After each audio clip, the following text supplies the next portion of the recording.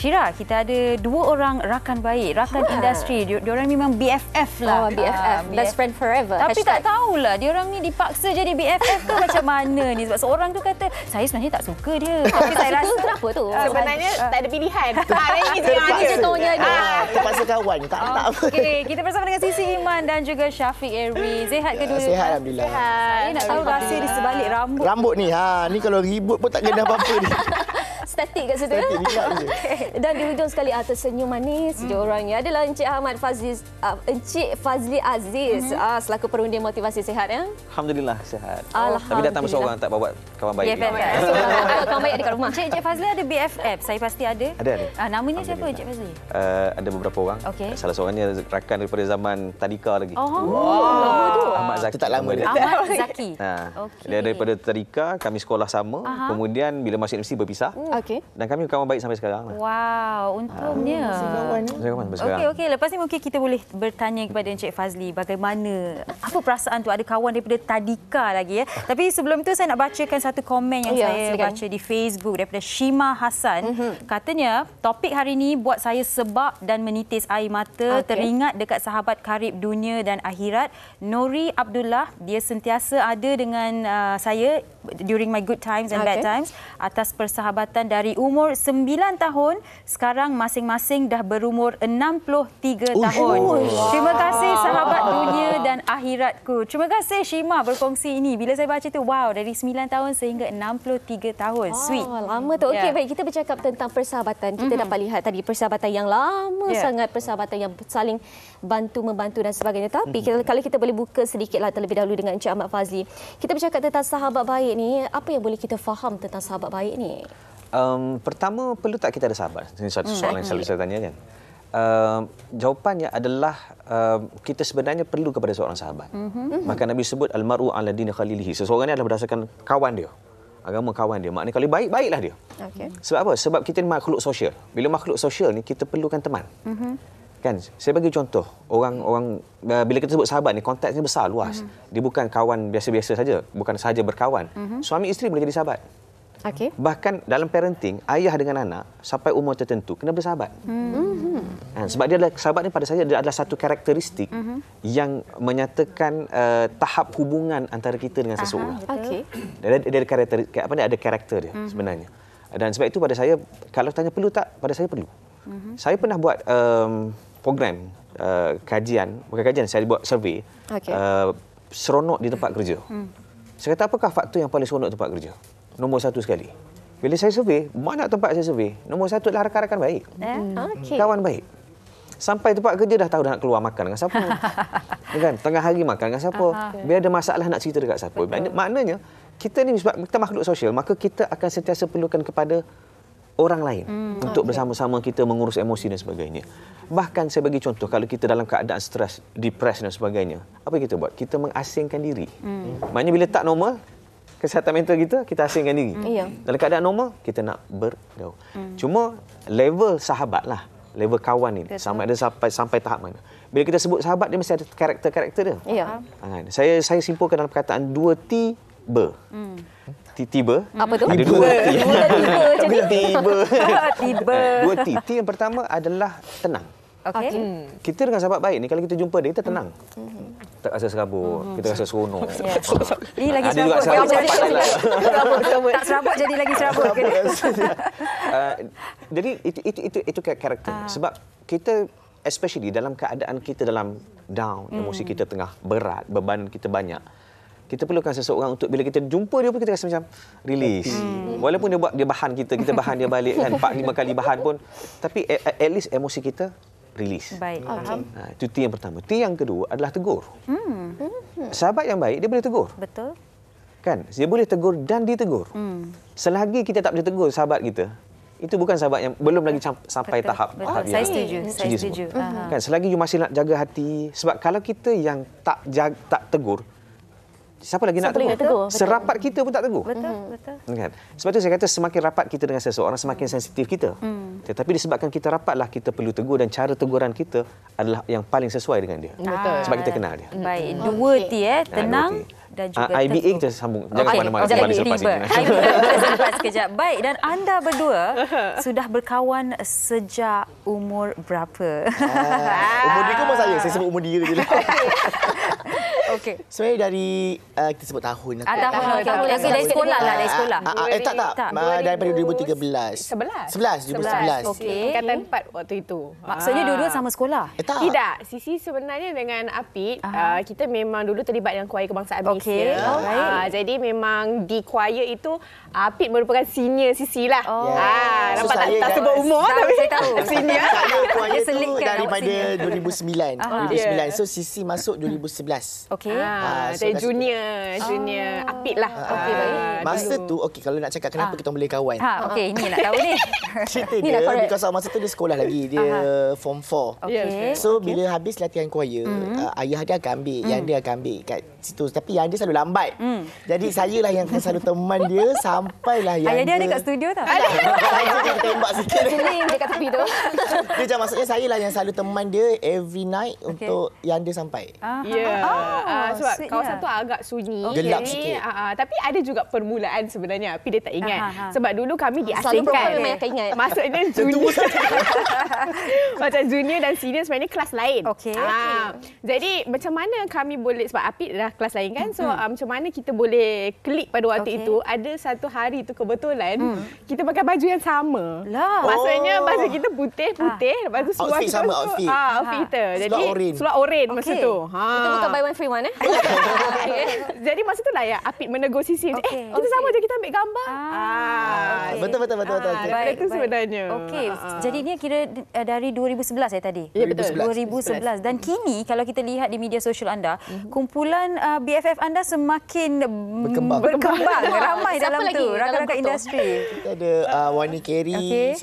Sisi Imat, Wani Kerry, Sarah, Naim. Naim Naim Daniel, Daniel. Afiq Syazwan. Ya. Okey.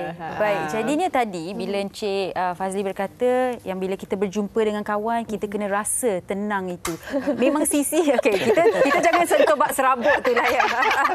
Sisi rasa tenang tak bila bersama dengan mereka ni? Walaupun kita kecoh-kecoh macam tu, tapi dalam ni akan ada satu ketenangan. Kita rasa sangat-sangat comfortable, kan? Dalam ramai-ramai tu, yang ni lah yang paling tak tenang. Jujur sangat ni. Apa jujur? Tak apa, kawan tak mati. Tapi sebenarnya berjumpa dengan Syafiq Erwin ni sebabkan Sisi walaupun macam kita BFF tetapi Sisi sebenarnya menganggap dia macam seorang yang lebih matang sebenarnya daripada Lebih Sisi. tua lah saya nak cakap. So macam-macam sebab Apit ni dia jenis memang kalau dia nak tegur dia lepas je. Jadi dia pun mungkin rasa yang Sisi boleh ditegur sebegitu. Jadi dah biasa dengan dia daripada kecil-kecil dulu, kecil-kecil dalam tahu dia. Jadi memang rasa tenang tu sebenarnya. Walaupun mulut dia kadang bising, kita tahu hati dia tu sebenarnya baik. Jadi antara kami pun sebenarnya kita semua Sarah, Wani, Naim semua anak murid Apit sebenarnya. Apit merupakan cikgu vokal kan. Jadi memang dari segi dari segi career dan juga personal life tu memang kita rapat lah. Jadi kita boleh connect in so many ways. Sebabkan itulah Sisi rasa Sisi sangat selesa lah. Okey, macam Syafiq sendiri bersama dengan Sisi ada rasa apa? Sekepala ke ataupun ada minat yang sama? Pening Macam mana? Betul, Pening kepada pening. jawapan dia akan sama. Dia bukan jawapan klise. Betul. Saya selalu mengadu dia. Kalau macam contoh kita jumpa, pening lah je berbual dia. Macam itu. Dia memang... Tapi pening tu yang buatkan kita rasa macam full kan. Maksudnya ada macam kita orang satu grup tu, dia tak semua sama watak. Dia ada karakter masing-masing. Macam saya tukang bebel. Ada dia tukang buat pening. Naim pun sama. Naim tidur. Kalau tengah meeting ke apa dia tidur. Ada Tak boleh harap. Dia tukang kumpul dia. Macam yang dalam grup tu yang boleh diharapkan macam Sarah dengan Wani. Itu yang kita macam dah main-main, inilah yang watak serius dia. So bila saya ni pula jenis yang kalau ada orang tengah serius, okey kita tengah fokus. Dia masih main-main. Maksud saya kata, kau diam boleh tak? Ada watak yang playful gitu. Betul. Dan kadang-kadang diperlukan. Betul. Kan? So, kalau kita fikir dalam grup tu nak bercuti, semua serius, boring juga. Kalau semua gelak, siapa yang nak tentu orang lah percutian tu. Mana-mana dah pergi dia. So dia memang kena ada watak-watak. Ya, dia macam masakan lah juga kan. Pelengkap rasa kita kena ada semuanya. Macam semalam pun saya bersimbang dengan seorang individu. Saya berkata, saya ada 4 orang rakan. Saya yang paling zen je. Yang lain adalah yang bising, kecoh. Satu yang paling organik. Saya kat sini je badan. Saya yang pendiam je. Yang lain macam dia kecoh-kecoh. Tapi diperlukan. Kalau tak memang semua orang zen. Betul. Kan macam tu sahaja. Saya baru tahu awak pendiam dengan Ya. Betul lah. Macam dia tanya kawan dia. Okey, baik, kita nak kongsikan juga rakan-rakan kita punya cerita dekat Facebook, antaranya daripada Kamarul Kamarudin. Katanya, saya telah kumpul sejumlah wang dari kawan-kawan untuk membeli kerusi roda dan juga keperluan lain untuk kawan saya yang mengidap sakit buah pinggang. Juga untuk seorang lagi kawan saya, dan saya maklumkan kepada kawan-kawan untuk membuat sumbangan Al-Fatihah untuk kedua-dua teman saya. Baik, inilah dia Encik Fazli. Yang kita kata kawan baik ini juga adalah kawan yang membawa kita kepada ke arah kebaikan. Mereka nak tengok kita untuk sama-sama berjaya. Mereka nak tengok kita untuk sama-sama sihat. Kalau kita sakit, mereka nak tengok kita sihat untuk sama-sama join mereka. Kawan yang baik adalah kawan yang membawa kepada kebaikan. Apa kata Encik Fazli?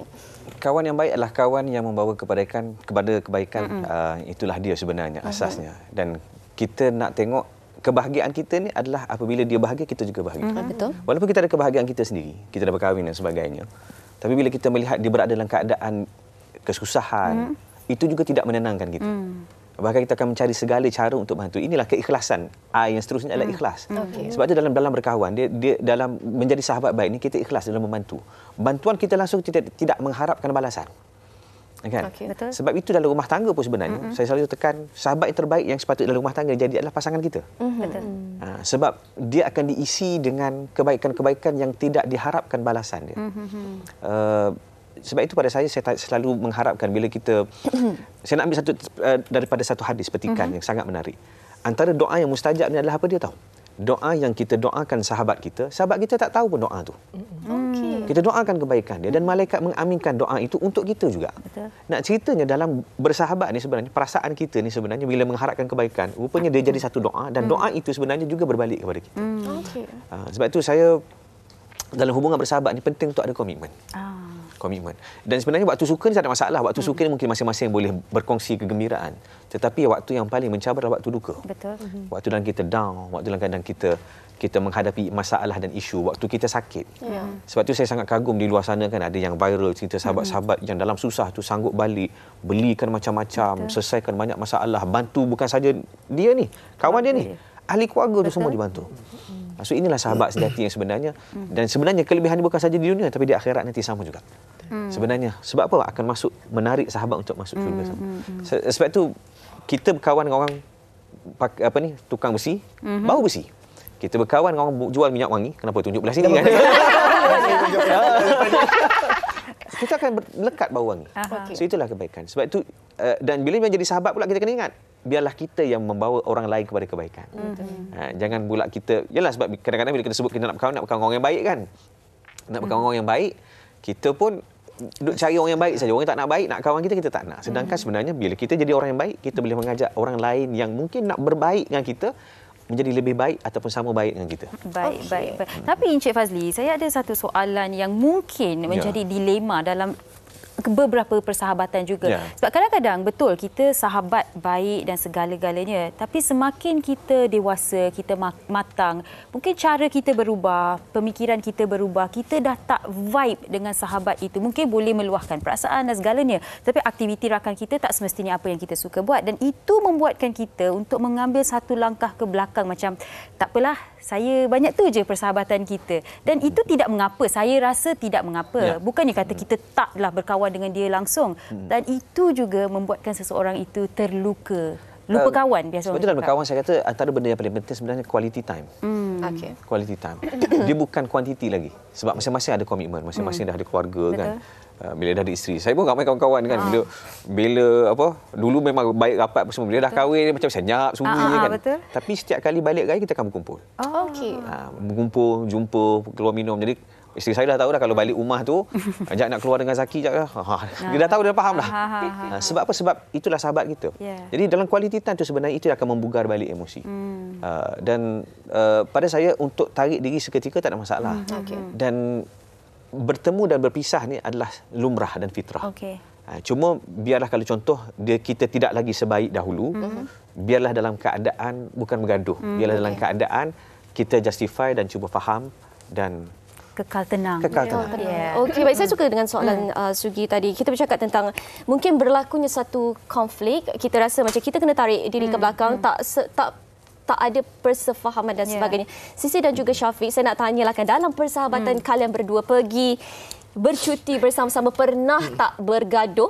Bergaduh yang betul bergaduh, bukan bergaduh yang bergaduh-gaduh manja, gaduh yang betul-betul bergaduh ataupun salah faham dalam persahabatan kalian? Terasa hati ke? Sebenarnya dengan Apik ni tak pernah. Tak pernah. Sebab saya jenis yang kalau ada apa-apa saya terus cakap. Okey, terus terang. So benda tu takkan jadi simpan-simpan. Sebab bagi saya percaya kepada kalau lagi kita simpan, orang kata nak jaga hati kawan kan. Sebenarnya sakit hati kita. So bila benda tu dipendamkan, contoh dalam 10 masalah kita simpan, masa tu baru kita nak letup, lepas tu kita nak cerita pasal benda lama, nak ungkit balik. Dia nampak macam kita mengungkit, dia nampak macam kita, So saya tak suka benda-benda macam tu. Konsep saya berkawan, walaupun kita baru kenal, ada benda saya tak selesa, saya terus bagi tahu. So sama ada dia terima atau tak terima, dia akan terus kawan dengan saya ataupun dia pergi. Itu di luar kawalan awak. Yang penting saya selesa dan saya tak sakit hati, saya jujur bagi tahu. So untuk cakap masalah dengan Sisi, tak pernah ada. Tak pernah. Cuma mungkin side Sisi ada terasa tu kan. Tapi kita tak nak cakap. Kita faham. Maksudnya dia berniat baik kan. Jadi mungkin kadang-kadang. Sebab kadang-kadang cerita dia macam ni. Kalau cerita dia tengah ada problem, ada benda yang berlaku. Jangan sebut problem apa. Tanpa saya tahu, yang dia akan call. Adik kau ni tengah sekian. Kan. Pergi. Kita orang tak boleh handle dah. Oh my God. Contoh yang dia tahu sesetengah benda masalah Sisi. Hanya saya je boleh handle, not even family dia. Okey, baik. Kadang-kadang family dia semua dah cakap dah sekian, dia tak nak. Bila yang dia tak boleh nak sangat, yang dia akan explain dekat saya A to Z, saya dah faham. Saya yang akan ditugaskan untuk menegur dia. Maknanya macam perlu dimotivasi juga. Saya saya perlu dimotivasi. Kaunselor dia. Selalunya kalau berada di rumah kan, tiba-tiba kita dengar bel secara mengejut. Lepas tu dah dengar bisu-bisu kat luar tu, ada ni. Ada apa benda. Kadang-kadang dia tak tahu pun saya nak datang. Saya dengan ayah dia je. Okey. Maksudnya kita dah tengok momen-momen happy anda di media sosial dan momen-momen duka pun memang Sisi akan cari. Kebanyakan momen duka dia je lah. Duka. Kebanyakan dengan saya ketika saya berduka. Dan mungkin Sisi boleh cerita juga sebab macam di dalam industri sebenarnya ada beberapa kali yang Sisi lalui di mana Sisi perlu berdepan dengan situasi yang Sisi sendiri tidak menginginkan. Dan dalam contohnya Sisi. Dan dalam situasi-situasi itu bila Sisi imbas kembali memang Apik berada bersama dengan Sisi. Dan antara individu yang pertama juga yang Sisi jumpa selepas Sisi turun pentas. Kalau ada apa-apa yang berlaku kan. Jadi daripada situ sendiri Sisi tak perlu nak cakap apa-apa, dia sendiri dah faham. Jadi bila Sisi nampak dia tu selalunya Sisi akan macam okey, tak apa. Kita rasa tenang. Baik. Kan? Dalam walaupun tu kita simpan. Tak, apa yang saya nak katakan, walaupun kita berjenaka bergurau, tapi nampaklah apa yang Sisi katakan adalah Syafiq adalah kekuatan Sisi juga sebagai seorang rakan. Ya. Awak nak nangis ke tu? Kuat sangat ni. Saya faham. Okey, baik. Encik Fazli. BA tadi kita dah habiskan ke? TT, tenang, teguh, ikhlas. Tertiba tadi tu. B dengan A, seringkasnya. Dan last sekali amanah lah. Berkorban dan ni maksudnya kita orang komited terhadap hubungan. Apa-apa berlaku, kita datang dulu. Apa-apa keadaan, kita cepat bertindak. Kita berkorbanlah. Dan yang terakhir adalah amanah. Amanah ni antara sesuatu yang paling sukar. Sebab apa? Dalam nak amanah ni adalah kita nak menjaga rahsia dia. Kan? Kita ni bila jadi sahabat, kita jadi pendengar yang baik. Kan? Pendengar yang baik, kita dengar masalah dan kita dengar masalah dalam keadaan dia paling fragile pada ketika itu. Kan? Saat yang paling worst dalam hidup dia, rendah kan. So saat ini sebenarnya kalau salah orang, bahaya keadaan dia. Sebab kita, saya bagi contoh, cerita pasal masalah ni, kita boleh jatuh cinta dengan bercerita masalah. Saya nak cerita kan. Maknanya hebatnya menjadi pendengar yang baik. Sebab itu sahabat ni biasa dia akan jadi pendengar yang baik. Pendengar yang baik yang dia boleh respon dengan bijak dan matang. Kan? Dia boleh respon dengan mencari solusi yang baik. Itu kebiasaannya. Biasa tengok dalam bersahabat. Sebab tu dalam rumah tangga kadang-kadang ada suami isteri tak boleh jadi sahabat. Sebab apa? dia bukan pendengar yang baik. Tapi bila dia jadi pendengar baik, automatik suami isteri akan jadi sahabat. Faham. Okey, baik. Encik Fazli, Aziz, Sisi Iman dan juga Syafiq Erwin, kami doakan persahabatan kalian kekal hingga ke jannah dan juga Encik Fazli pastinya juga kekal hingga ke jannah. Baik, terima kasih banyak-banyak kita ucapkan kepada ketiga-tiga tetamu kita.